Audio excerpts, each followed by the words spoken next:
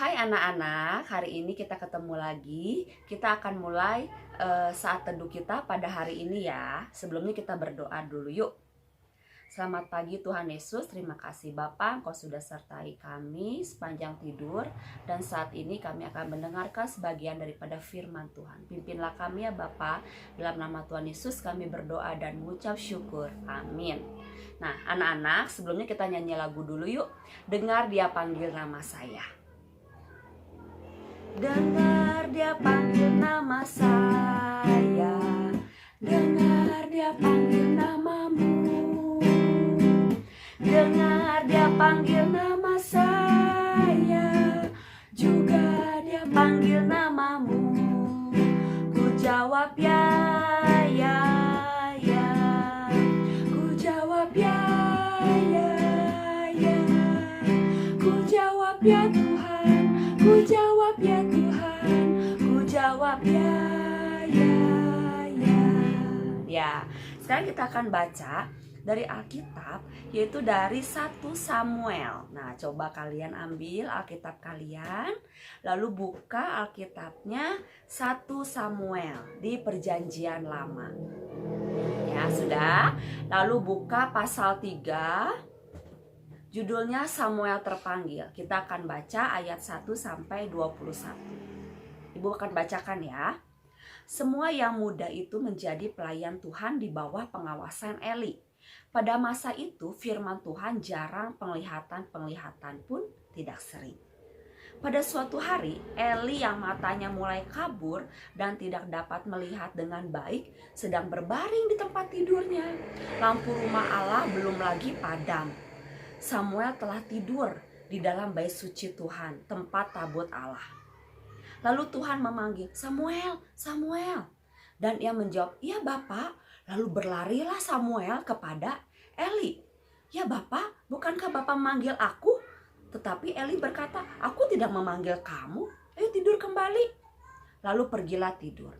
Dan Tuhan memanggil Samuel sekali lagi. Samuel pun bangun, lalu pergi mendapatkan Eli serta berkata, ya Bapak, bukankah Bapak memanggil aku? Tetapi Eli berkata, aku tidak memanggil anakku, tidurlah kembali. Samuel belum mengenal Tuhan, firman Tuhan belum pernah dinyatakan kepadanya. Dan Tuhan memanggil Samuel sekali lagi untuk ketiga kalinya.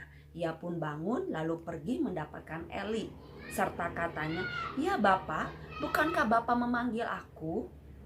Lalu mengertilah Eli bahwa Tuhanlah yang memanggil anak itu. Sebab itu berkatalah Eli kepada Samuel, pergilah tidur. Dan apabila ia memanggil engkau, katakanlah, berbicaralah Tuhan sebab hambamu ini mendengar. Maka pergilah Samuel dan tidurlah ia di tempat tidurnya. Lalu datanglah Tuhan berdiri di sana dan memanggil seperti yang sudah-sudah. Samuel, Samuel. Dan Samuel menjawab, berbicaralah sebab hambamu ini mendengar. Lalu berfirmanlah Tuhan kepada Samuel, ketahuilah aku akan melakukan sesuatu di Israel, sehingga setiap orang yang mendengarnya akan bising kedua telinganya. Pada waktu itu aku akan menepati kepada Eli segala yang telah kufirmankan tentang keluarganya dari mula sampai akhir. Sebab telah kuberitahukan kepadanya bahwa aku akan menghukum keluarganya untuk selamanya karena dosa yang telah diketahuinya, yakni bahwa anak-anaknya telah menghujat Allah, tetapi ia tidak memarahi mereka. Sebab itu aku telah bersumpah kepada keluarga Eli bahwa dosa keluarga Eli takkan dihapuskan dengan korban sembelihan atau dengan korban sajian untuk selamanya. Samuel tidur sampai pagi. Kemudian dibukanya pintu rumah Tuhan. Samuel segan memberitahukan penglihatan itu kepada Eli. Tetapi Eli memanggil Samuel, katanya, Samuel anakku. Jawab Samuel, iya Bapak. Kata Eli, apakah yang disampaikannya kepadamu? Janganlah kau sembunyikan kepadaku. Kiranya beginilah Allah menghukum engkau. Bahkan lebih lagi daripada itu, jika engkau menyembunyikan sepatah kata pun kepadaku dari apa yang disampaikannya kepadamu itu. Lalu Samuel memberitahukan semuanya itu kepadanya dengan tidak menyembunyikan sesuatu pun. Kemudian Eli berkata, dia Tuhan, biarlah diperbuatnya apa yang dipandangnya baik. Dan Samuel makin besar dan Tuhan menyertai dia, dan tidak ada satupun dari firman-Nya itu yang dibiarkannya gugur. Maka tahulah seluruh Israel dari dan sampai Bersyeba bahwa kepada Samuel telah dipercayakan jabatan Nabi Tuhan. Dan Tuhan selanjutnya menampakkan diri di Silo, sebab ia menyatakan diri di Silo kepada Samuel dengan perantaraan firman-Nya. Jadi firman pada hari ini sebenarnya intinya adalah tentang Tuhan memanggil. Ya, jadi Samuel awalnya belum kenal Tuhan, sehingga ketika Tuhan memanggil, Samuel tidak tahu bahwa itu adalah suara Tuhan. Nah, kita sebagai anak-anak Tuhan, kita sudah mengetahui suara Tuhan. Kita sering dengar suara Tuhan. Tuhan sering berkata kepada kita. Bisa lewat firman Tuhan, bisa lewat nasihat orang tua, atau ketika kalian mendengarkan guru-guru sekolah minggu sedang bercerita, atau dengar pendeta sedang berfirman. Itu semua sedang khotbah, itu semua adalah bisa saja dari suara Tuhan. Tuhan menyatakan firman-Nya, Tuhan menyatakan kata-katanya, perintahnya, keinginannya, janji-janjinya, semuanya ada di dalam Alkitab.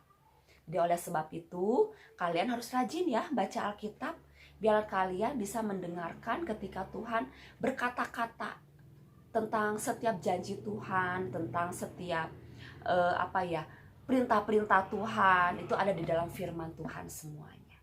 Gitu ya. Jadi dengarlah suara Tuhan. Kita harus bisa belajar mendengarkan suara Tuhan melalui apa tadi yang Ibu sudah sebutkan. Bisa melalui dengan Alkitab, nasihat orang tua, nasihat guru, dari guru sekolah minggu, mungkin dari khotbah-khotbah para pendeta. Itu semua kita percaya bahwa setiap kata-kata yang baik, nasihat yang baik, janji-janji yang baik, itu semua berasal daripada Tuhan. Yuk, mari kita berdoa. Tuhan Yesus, terima kasih untuk firman-Mu yang sudah mengajarkan kami bahwa kami sebagai anak Tuhan harus peka telinga kami untuk dapat mendengarkan firman Tuhan melalui isi Alkitab ya Bapa, melalui nasihat-nasihat orang yang di sekitar kami. Pimpinlah kami anak-anak-Mu Bapa, agar kami mau rajin terus membaca Alkitab.